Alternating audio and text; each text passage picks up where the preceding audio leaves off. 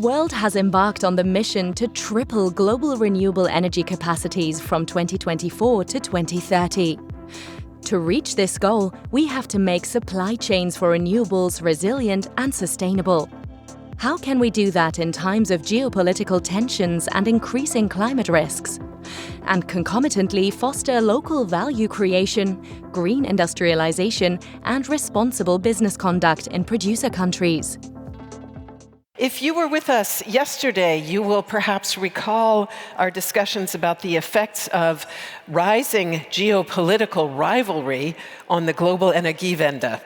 And we considered the possibility that countries pursuing economic autonomy and energy security might retreat from the cooperation that until now, at least, has been seen as a prerequisite for success in accelerating the uptake and distribution of clean energy.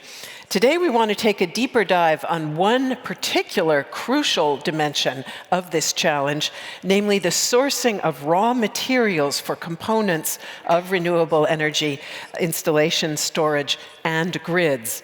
Production of critical materials is concentrated in particular geographical locations, and capacity for mining and refining is still limited. As a result of surging global demand, we are already seeing shortages and some local supply disruptions in particular places.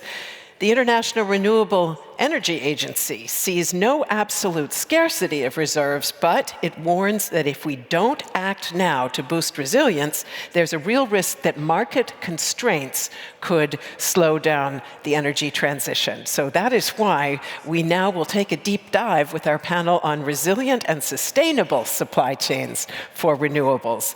We'll be asking what factors are especially critical in international supply chains for renewable energy projects, and how we can make those supply chains more resilient and more sustainable in order to ensure that we can meet the triple up renewable goal. We have an excellent panel to talk about our topic, and it is a pleasure to now introduce them, and I'll keep the intros short to make sure we have time for our discussion. Seated next to me is Freddy Velásquez. He is Vice Minister of Energy Planning and Development for Bolivia. Welcome to you. Great to have you with us. Next to him is Dr. Gloria Magombo. She is Permanent Secretary for Energy and Power Development for the Republic of Zimbabwe. Great to have you with us. Jennifer Layke is Global Director at the World Resources Institute's Polski Center for the Global Energy Transition. Thank you so much for joining us. And finally, Kumi Kitamori is Deputy Director of the Environment Directorate at the Organization for Economic Cooperation and Development. And before we do a first round of discussion, I would like to pose a question to the audience. Please take out your mobile devices if you don't have them out already, and go to our Slido website where you will find the following question. Which of the following elements in international supply chains are going to be the most critical bottlenecks for accelerating the global energy transition? And our options, our choices, include raw materials for wind turbines and PEM accelerators.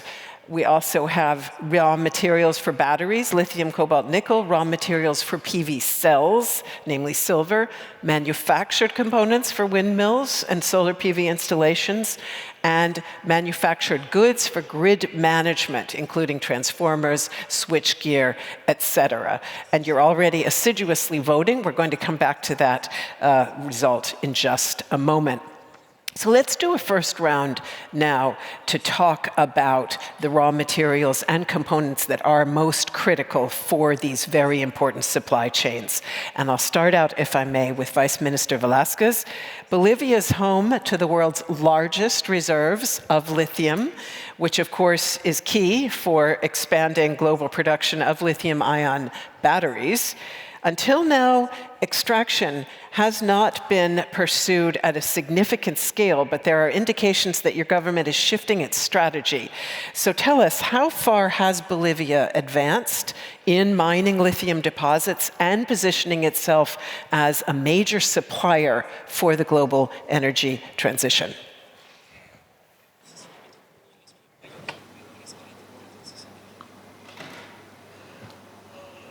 Hola, sí. Muchas gracias. Well, thank you, ladies and gentlemen. It is a great pleasure to be here today on this fantastic panel with fantastic panelists. And you have made great progress when it comes to diversifying the panels. I think that is fantastic as well, and that is what we want to achieve in the energy sector as well, promoting the role of women in particular. But coming back to your question, in Bolivia we have indeed made great strides when it comes to industrializing the mining of lithium. We have about 12, 13 years ago started this process of industrialization. We started mining lithium and natrium carbonate deposits. So we had a couple of pilot projects starting out, and more recently we have also built industrial facilities and concluded some of those projects, are in the process of commissioning the refineries. So I think we will soon be able to go live with those assets and start the actual process of exploiting the lithium. And we also have contracts with companies from abroad. There is a German Austrian company that we are cooperating with. There is a company from Argentina that we are cooperating with, because it is very much about promoting this process of industrialization and the environmentally friendly way of exploiting our natural resources. That is of particular focus for us. And what this is very much about for us is which technologies are best suited for Bolivia, for our country, for the situation on site. I mean, we have a lot of very salty soil, and this is different from other areas, of course, in Argentina and in other locations in South America. So we try to use the most suitable technology to conserve water, to treat the soil in the appropriate manner, and also protect the environment in the vicinity of these lithium deposits. We also try to limit the impact on people living around those deposits or close to them. So we hope for a very positive development here and optimization of production on an industrialized level. And I think once we've achieved that, we will move more into a more sustainable way of producing and exploiting these resources, and again, also providing opportunities for participation of civil society. Now, ultimately, we are talking about a holistic approach to exploiting these resources. We really want to keep the entire supply chain in mind. And on this industrialized level, I think we are moving towards a future in which we will, step by step, reduce CO2 emissions and the environmental impact.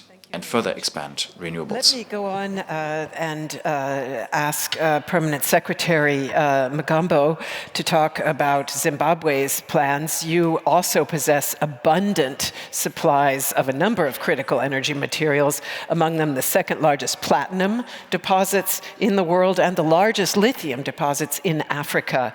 And your government believes it could ultimately supply 20% of world lithium demand. How is your government integrating Zimbabwe's mining sector into international supply chains for batteries and other equipment? And to what extent are you planning also to expand processing in order to generate local value? Thank you. Good morning. And I would like to also recognize the co-panelists here and you, our moderator. Zimbabwe is indeed fairly endowed with a number of critical minerals required for energy transition. And we are also recognizing the fact that with the tripling of the signing of the pledge for tripling the renewable energy in most countries and doubling energy efficiency, the demand for critical energy minerals is going to grow to ensure that the transition is properly resourced. So as a country, we have been mining for years some of these critical energy minerals. But when we got to 2023, the government, through the amendment of the Finance Act, declared certain minerals, and most of those minerals are actually the critical energy transition minerals, as strategic minerals. And basically, when you talk about the critical minerals being strategic, there were then certain requirements for those minerals which were then declared as strategic to ensure that there's some form of beneficiation and value addition at source before exports. We have been exporting our different minerals to the world, and most of the lithium has been to China. And through that Finance Act, it actually looked at enhancing local beneficiation, value addition, and domestic industrialization, with the view of actually diversifying our economy from just being mining and extractive industry, but also moving up the value chain to make sure that we get more benefit from that. So the strategic minerals which were declared were lithium, rare earth minerals, copper, nickel, iron ore is one of those, nuclear energy source minerals, mineral oils, gaseous hydrocarbons, and diamonds. I guess of all those minerals I've listed, apart from diamonds, most of them are critical energy transition minerals. And with that law, what it did is all those who were already extracting the mineral had to start accumulating that extraction for processing. And they were able to build up at least to the initial stage of mineral processing, which is the concentration part, is on the lithium side. But on the platinum, which brings in the platinum group of minerals includes the platinum itself, nickel, silver, copper. It's a group of metals. We had already moved to concentration and smelting. We are now looking at the establishment of a base metal refinery before we move on to the precious mineral refinery. We're currently working directly with South Africa to do the second level of processing. It is important to note that with the demand which is coming up, Zimbabwe also participated in the Secretary General's panel on strategic energy minerals. And one of the reasons why we participated and we actually subscribed to those guidelines, we had already taken initiatives to ensure that within the African continent, there was already a critical energy minerals strategy, which we're already subscribing to, which defined through a study which was done the actual value creation as you go up the value chain from mining, smelting and manufacturing, especially if you look at the battery value chain. That's the one which was studied by Bloomberg for the African, as part of the African mining vision. So we look at what value are we adding from the mining, smelting and refining, precursor minerals for batteries, the actual cells, up to the time where you are doing the batteries for the vehicles and the e-vehicle market. And you could see the actual market demand and value created. At mining, Africa was just looking at 11 billion. Once we move up to smelting and refining, we're moving up to 44 billion in terms of value creation. And we move to the precursor, we are moving up to over 280 billion. And when we get to the actual value, we are looking at the over 1 trillion. So the key issue is we prescribe to the principles which allow that when we are extracting and processing these minerals, we also have to ensure that the mining is done responsibly, with respect of the climate, the issues of environmental rehabilitation of where we are mining, the issue of human rights, the sharing of benefits with the communities, the provision of employment for our youths within those mining areas. And we also have what we call community share schemes, where the companies give back to the communities a certain level of their value. Let us come back to that point a little bit later on. Thank you very much for making it so clear why processing is crucial to deliver local benefits. I'll go now to Jennifer Layke, and the Polski Center that you had, one of its focuses is recycling and reuse of strategic minerals. And clearly that is one additional way of meeting surging demand. So tell us a little bit, if you would, about how WRI is supporting expansion of recycling in its work with governments and private actors, and how much potential this actually holds to meet some share of this surging demand. Yeah, thank you, and wonderful to be here with my fellow panelists. Yes, I'm going to talk a little bit about copper and copper recycling, because if there is one of the energy minerals that can particularly be part of an example for circularity, it's copper. Copper demand is projected to grow by 50% by 2050, and currently mining is projected to be able to meet about 70% of that demand, leaving us with a shortfall by 2035. The declining ore quality is also a concern when you're talking about needing very, very high-grade copper. And that will begin to become an issue in the late 2020s. So copper recycling can play a critical role, and 70% of copper demand today can be met with recycling. But we have a theoretical potential that's not realized in the market. And that it requires that we think very differently about how we use the material itself, how it's processed, the different alloys, the collection approaches for scrap material, and how we process that. So we can alleviate the potential market tightness and mitigate price shocks, manage for supply chains, because that copper is already in our economy. And in order to think about this, we also need to recognize that the process of mining and smelting is incredibly energy intensive. So recycling can also lower life cycle emissions dramatically by this sector.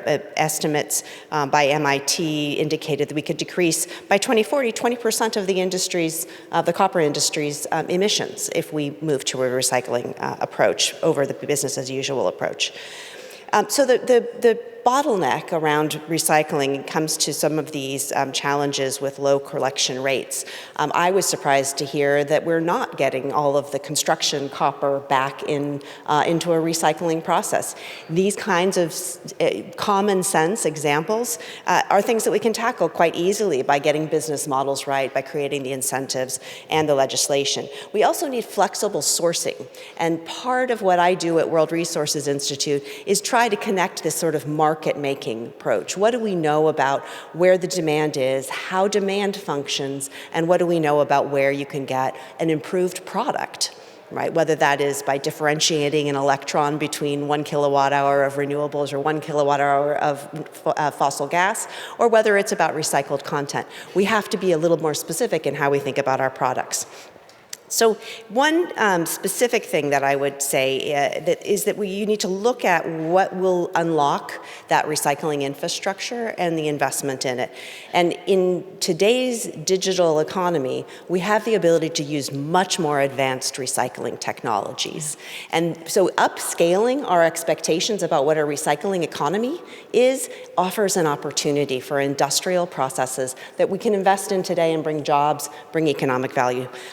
In Europe, I know this also means you have to think about low-cost, clean electricity to fuel that and create the favorable economics for a recycling infrastructure. In the United States, it means we have to pass legislation in front of the US Congress now to have copper be part of a critical mineral, the Mineral Consistency Act, to enable us to secure the tax incentives, the credits, and the regulatory approaches to allowing for critical copper materials to be reused in and take advantage of the types of incentives that the US government is putting in place. So although Europe has a Circular Economy Act upcoming and a Critical Materials Act, we're still not at the point where the commercialization of a high-tech recycling industry is in play today.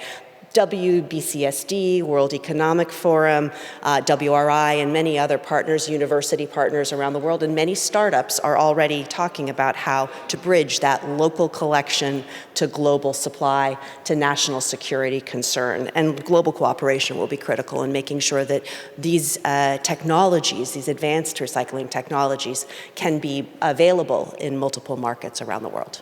Thank you very much for sharing that. And let me now go to Kumi Kitamori.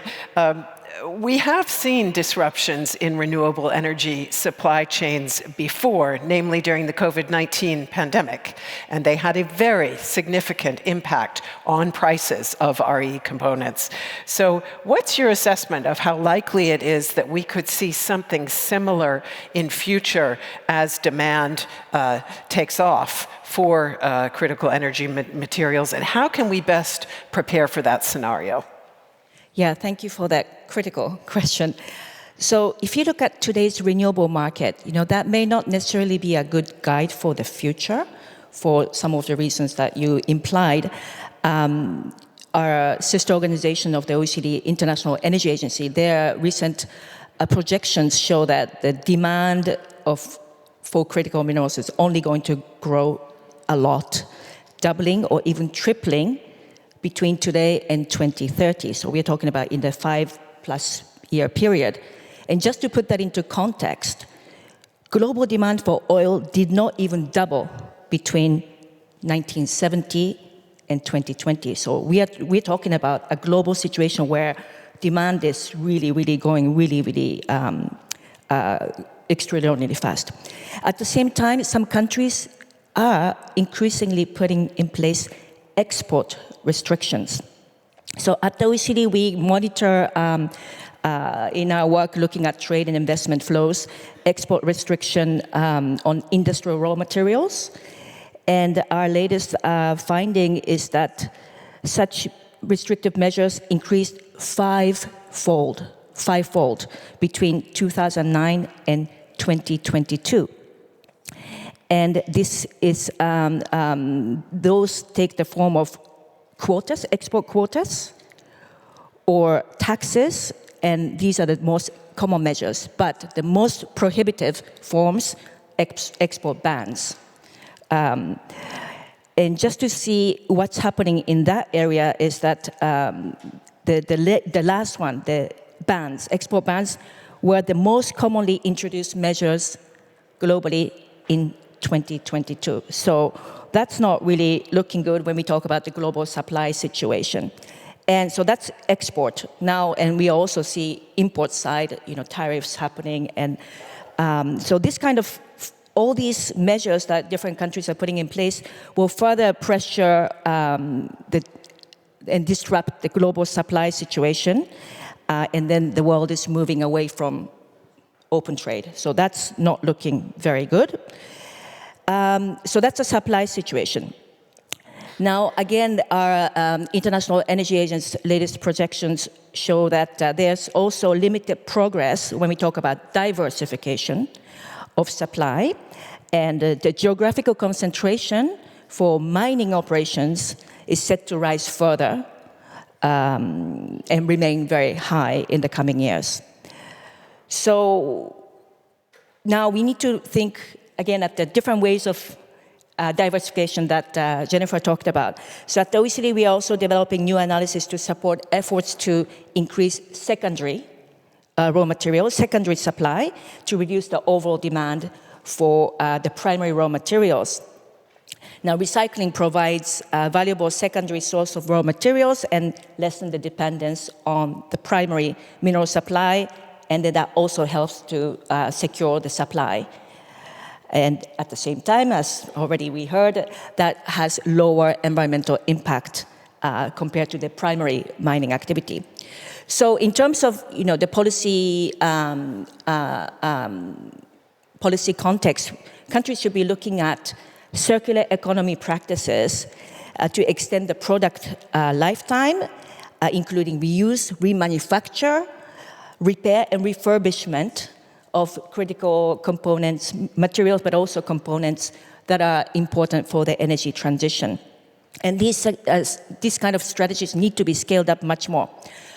Yesterday, Gloria from Zimbabwe and we were at this ASET award ceremony for all the startups. And it was really, we learned a lot. It was very interesting to see concrete examples of these innovations that's happening in terms of recycling batteries, taking down end-of-life solar panels, and then reprocessing, reusing the material, etc. So we need to see more of that happening going forward. Thanks.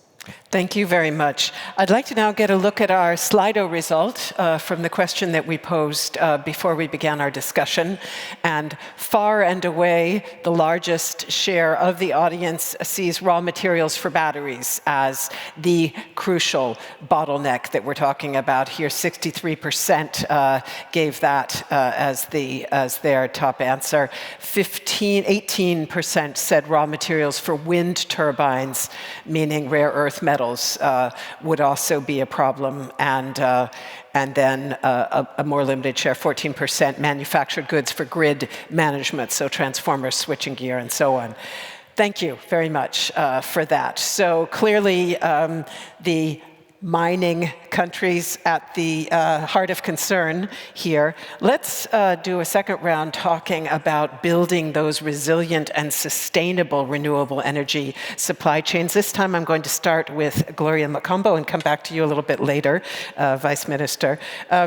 You talked about the fact that Zimbabwe does want to strengthen the sector's contribution to local economic development. And in fact, this is an aim that many producing countries do share. Your country is taking a much more active role now in auditing mining companies' social and environmental impact. Tell us a little bit about the challenges that you encounter in doing that in both the platinum and the lithium sectors, and how the government is addressing those. Thank you for that question. I think we subscribe to responsible mining. Basically, what responsible mining looks at is the human rights issues, the workers' conditions, the actual environmental rehabilitation programs, which the company has, the community interface. And we have had one or two companies where some of these issues have not been observed. So what we have done as a country is to come up with a whole of government approach where we form these intergovernmental teams which go into the market and actually do the auditing. There are some which are doing extremely well in terms of their localization of the value chains, capacitating of the local communities, and benefit sharing in the form of the community share ownership schemes. And they have, so what we have done is to try and also use those who are doing well to share with those who might not be doing so well. And one of the key issues is to look continuously at our Mining Act, which is actually going through a full review since the last decades or two, to look at how we can enhance and enforce some of these critical principles of ensuring that we don't end up with a lot of mine dumps which with closed mines which cannot be rehabilitated. Yeah. So the rehabilitation is one of those areas where we are now constantly evaluating and following up through our environmental management agency to make sure that there is that responsibility in terms of ensuring. But we are also advocating, which is part of the 7 principles, for transparency mechanisms and reporting mechanisms. We are also putting in laboratories which also independently check declared quantities of minerals, whether it's concentrate or value-added lithium, to ensure that what we are declaring and what we are exporting is what it is. So then through our central bank, there's also some form of declaration of exports, and where they come back and look at how best they can ensure that the declared quantities are actually what has been exported. We are also advocating that these companies, I think we've realized that we need infrastructure and robust infrastructure to ensure that even if we are value adding and doing concentration, they still need to move these products to ports, because we are still not doing the full value chain. In particular, most of them are moving to China.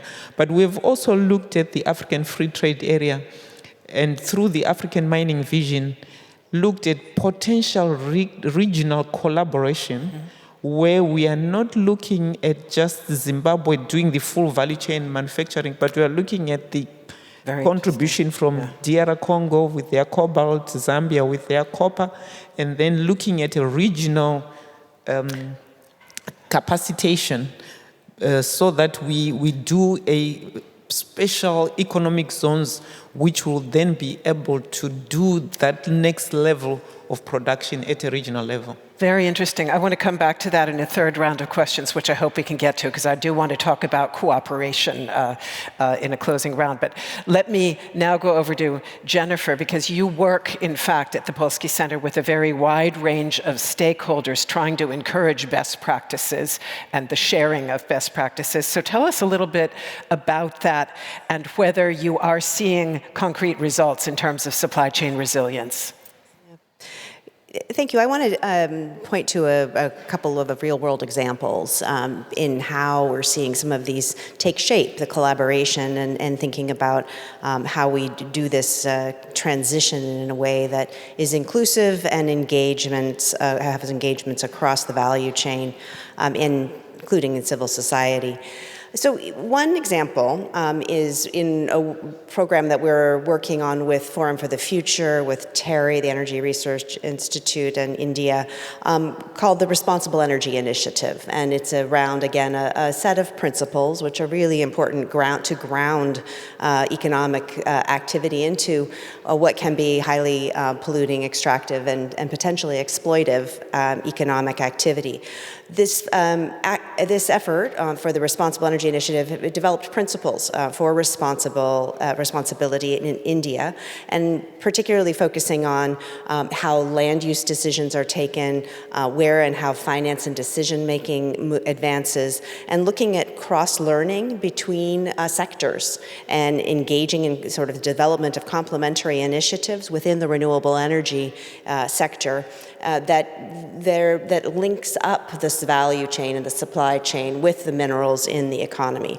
And so that informs regulators, informs policymakers across those regulatory sectors. The second example in India also is one that we launched a year ago with a number of partners in the government, as well as with the Global Environment Facility, UNEP and ADB, which really is called the Battery 360. And again, taking a look, the 360 name is really about how do you build for a battery economy in India, and what are the elements that allow you to think about lithium-ion batteries. The lithium-ion batteries are all currently imported into India, but the volume of batteries that will be required in India, which is undergoing a massive electric mobility scaling effort, is quite a dramatic shift and opportunity. And so this Battery 360 Alliance will allow the policymakers and industry to work with civil society and financing institutions to look at how to address challenges in the battery ecosystem, including localized battery manufacturing, and bringing that Battery 360 vision into an India policymaking context, and to help drive investment into the types of solutions that are appropriate in the Indian context. So we really see that this is part of what the Prime Minister, with Prime Minister Modi's vision around the LIFE campaign, bringing the connectivity between the choices that people have to participate in a more circular, a more sustainable, and a more just economic development pathway within their sort of pro-climate approaches to development.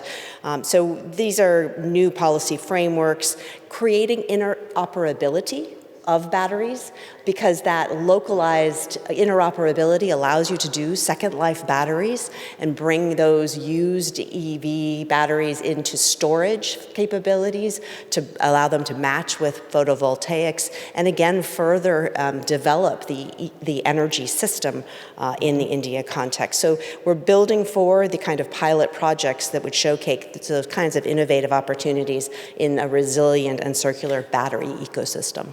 Thank you very much. And Kumi Kitamori, let me ask you to talk a little bit about standards, given the fact that the OECD is very, very engaged in the area of standards.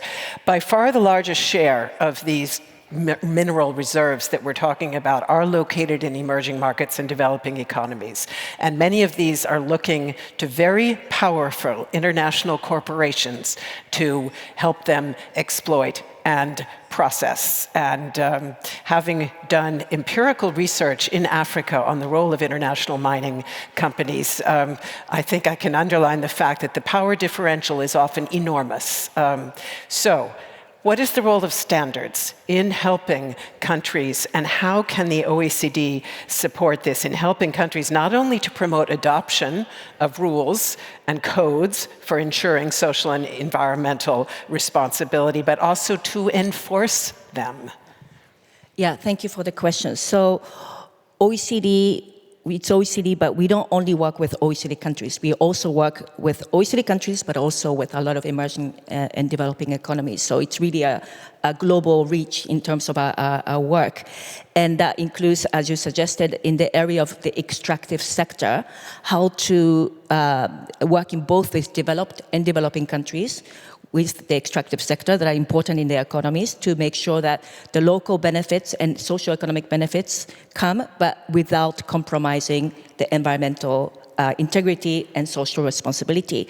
So with this extensive work at OECD, we can draw some key elements or key components that are really necessary to do it right for this kind of country. So just a couple of these examples that we can distill from our work.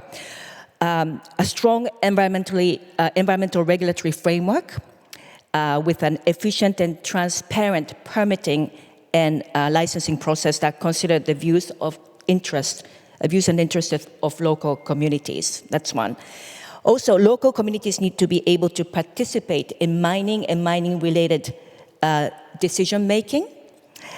For example, in benefit sharing arrangement, we heard a little bit of examples of that, between mining companies and local community. As well as in also looking at community-led environmental monitoring and partnership with environmental agencies. So countries really need to work together to exchange best practices in these areas and to make sure that development outcomes for resource-rich countries that are blessed with such natural resource endowment can also stimulate global dialogue around this whole extractive sector's impact globally on the environment and also well-being socially. Also, OECD has established leading standards for responsible business conduct, what we call RBC at OECD, responsible business conduct, notably with sector-specific due diligence guidance for responsible supply chains for minerals from conflict-affected and high-risk areas. So these standards have been disseminated very widely, and it's been referenced by the UN Security Council, embedded in the US legislation, for example, Dodd-Frank Act, in the EU regulations on mineral imports from conflict-affected areas and high-risk areas. And this OECD responsible business conduct recommendations are also included in commodity exchanges and their requirements. For example, just to name a few, China Chamber of Commerce, India National Stock Exchange, and London Metals Exchange. And finally, so around our work on responsible business conduct, OECD Handbook on Environmental Due Diligence in Mineral Supply Chains was developed to help companies embed environmental and social consideration into their mineral supply chain due diligence procedures to further operationalize these standards. And then we have, a regular annual or a sector-wide specific exchanges and meetings where countries come together and share best practices. Thank you very much. And now I go back to Vice Minister Velásquez. Thank you for waiting so patiently. I wanted to get your reaction to what we have just heard from the World Resources Institute and also from the OECD in regard to how countries, because I know that Bolivia is anxious to ensure that as you move up the value chain, as you move toward processing your minerals, that you do generate as much local benefit as possible. And you talked in your first answer about social and environmental benefits. So what kind of challenges are you experiencing as you move to do that, including in your work with international companies? And how does what you just heard resonate with you?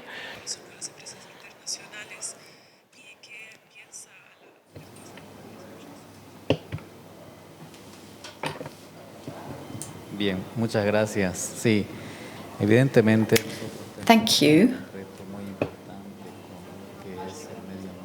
We are confronted with a major challenge with regard to the environmental and social impact. As I said in my first intervention, our country decided around a decade ago to deploy our own technology to industrialize. We started by adopting pilot projects, by using pilot plants that were later then scaled up and which are now used in a trial phase. ¿Qué mejores tecnologías se pueden adaptar a nuestro salar para que we are now looking for technologies that are best suited to our salinary desert, because we want to limit negative impacts on the environment and on our society, which is also in line with our constitution, because our Mother Earth must be protected according to our constitution, and it is therefore important to highlight that we're still operating at a stage where we're testing, where we're looking for the best technologies that will then be deployed in our salt desert. Thank you. In your work with international corporations that you told us about in your first answer, where do you see the biggest challenges to try to ensure responsible practices, and what are you doing in your cooperation with them?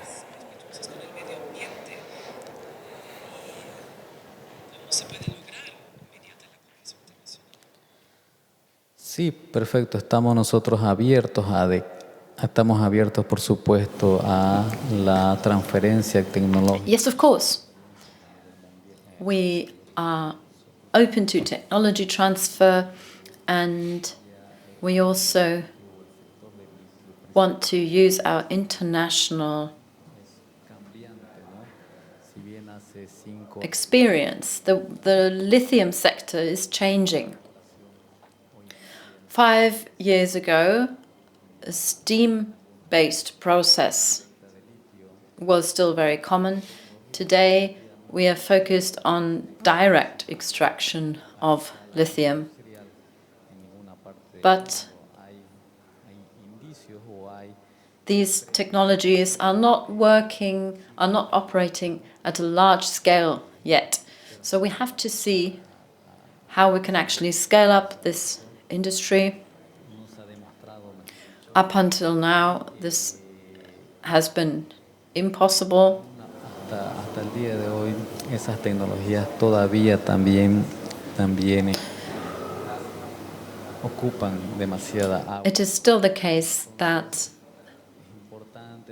the technologies that are available are using up too much water, which is why it is important to adopt innovative technologies developed in other countries. Pilot projects have shown that these technologies may be better than the ones that are currently being deployed.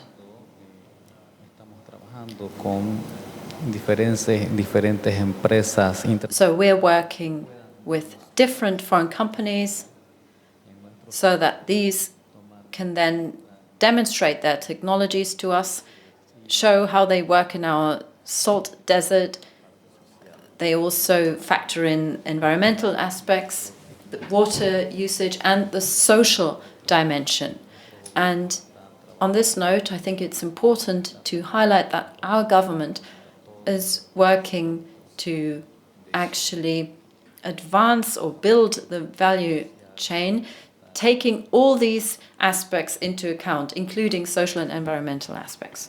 Thank you very much. And it's quite evident in hearing from both of you and other producer countries that there is a delicate balance here between the international cooperation, also with the private sector, and your own desire to retain sovereignty over your minerals and to ensure that the exploitation of these minerals does benefit local populations. So in a last round of discussion, I would like to ask everyone very briefly, we have just 8 minutes left on the clock, to tell us what would be your single greatest priority for global cooperation going forward in terms of how to build more resilient supply chains that can meet demand but also generate local benefit. And I'll go straight down the panel, just a couple of sentences from each of you, if you would. Top priority for global international cooperation in whatever form. Please, Vice Minister. Is it on standards? Is it on codes for responsible behavior? Is it on technology transfer or something else?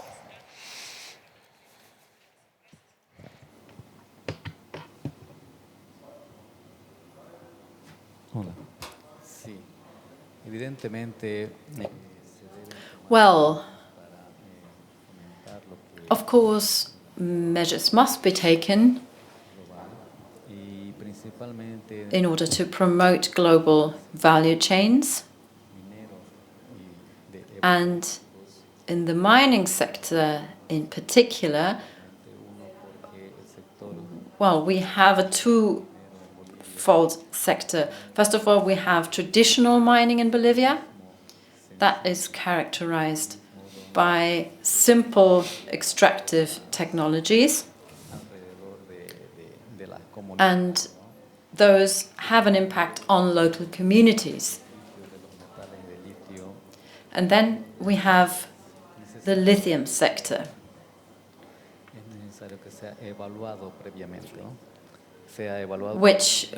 which first requires evaluation. And these evaluations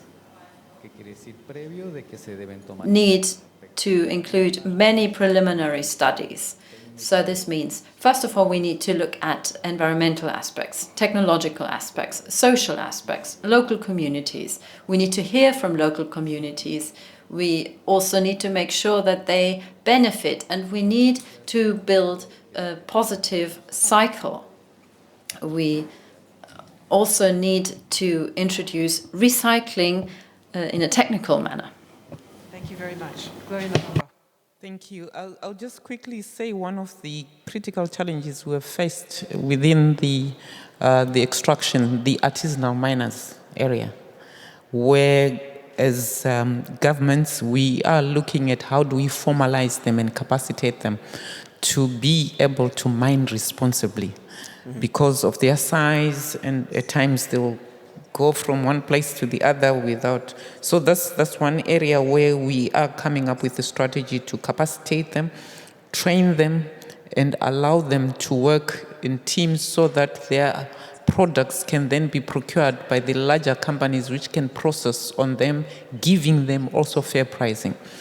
So is this an area of international cooperation then also for you, or? At a national level, but also regional, and because for Africa, artisanal miners are a real issue, and for us, we also see them as an empowerment tool. But the other issue is technology transfer. It is very critical for us to be able to diversify the concentration of processing of these minerals and allow for diversification within the different regions where we can collaborate at from regional to African Union level, and allow for the production of these so that our economies can actually benefit. Because if you look at the investments in renewable energy, without the value addition and diversification of our economies, we cannot afford the technologies. So we really need to be capacitated to afford and leapfrog and increase our access within the next couple of years. And we can do it if we cooperate and share the value from the value chains. Yeah, and you mentioned the role of regional cooperation in your previous answer, which was very interesting indeed. Jennifer? I think for me and the work that I do, I would call out the need for a race to the top type of rewards, recognizing that the market is going to need to differentiate the materials that it's using. And in order to do that, we have to think very differently about how standards and transparency enters that marketplace.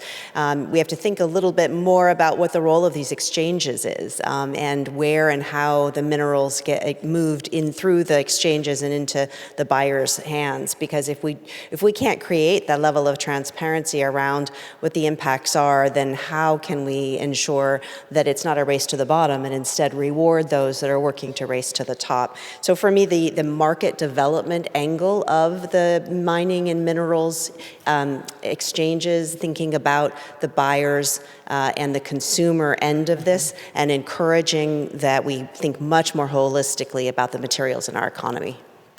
Thank you very much. Kumi? Yes, I think it's multifaceted. But for the OECD, I think there are four main areas in this area. One is to facilitate the necessary investment to enable the green transition, green energy transition, while also empowering the producer countries with local value creation. So that's one. Second, to enhance the supply chain resilience through better diversification of the production and also processing. Three, to deepen producer countries' integration into the global markets. And last but not least, to minimize the environmental impact through some of the things that market lead that's needed that Jennifer mentioned. But overall, to promote more circular economy approaches at the policy level, but also on the ground in terms of innovation that's needed. And so with these 4 overarching goals in mind at OECD, we are trying to contribute to the international cooperation. We are launching a new initiative on critical mineral for the energy transition that enables sustainable growth and development in producer countries, but at the same time also aiming to, at the global level, ensure level playing field and to contribute to the resilience of the global supply. And just, if I may, just mention at the very end, so with all these goals, we are convening in Paris at the OECD headquarters a forum on responsible mineral supply chains on from 5th to 7th, the first week of May in Paris this year. So the invitation's out there for all of you who might be interested. Thank you. Thank you very, very much. We could go on. There's so much more to talk about, but it has been a fascinating exchange. Many thanks to you for sharing your insights. Let's give them a warm round of applause, please.